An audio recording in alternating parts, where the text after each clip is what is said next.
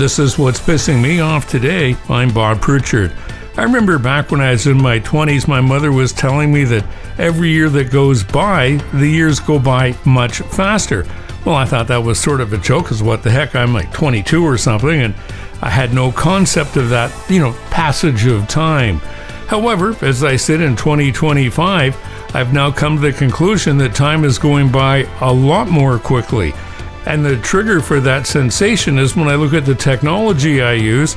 So I thought I'd share with you some of the rules I've picked up over the years, just in case you're looking to replace some of the stuff around your place and maybe somebody's giving you some flack about it's not time yet, you just got that, etc., etc.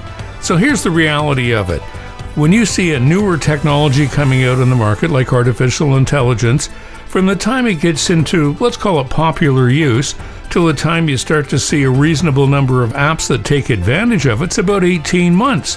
Figure if it's 18 months to get the apps out there, and it takes about 18 months to develop new technologies, well, as it turns out, you're never really ahead in the game. So if you've been using a fairly mature product, let's say a word processor or a spreadsheet, there's not a lot of really breakthrough things that are happening in those apps. However, there are a whole bunch of additional apps that work with those products which are, well, really quite mind-boggling.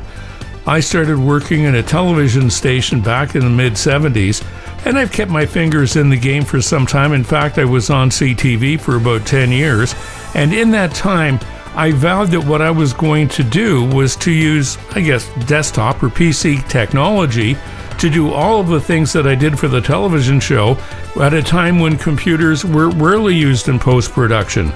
Anyway, that was in the mid-80s, and here we sit today with that same basic technology, nonlinear editing, available all over the place. But lo and behold, things have changed. Artificial intelligence is out there. So this week I switched my video production away from what I might consider traditional nonlinear editing and went to artificial intelligence-based editing. And what a difference. Things that you had to labor with to get to work just work automatically like chroma key, and that's amazing.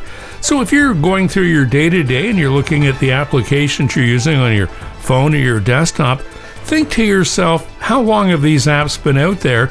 And is it time for me to find something that might be more in tune with the new technologies that are coming out onto the market today, regardless of how much you may still remember how much you paid for that older software and hardware? And that's what's pissing me off today. I'm Bob Pritchard.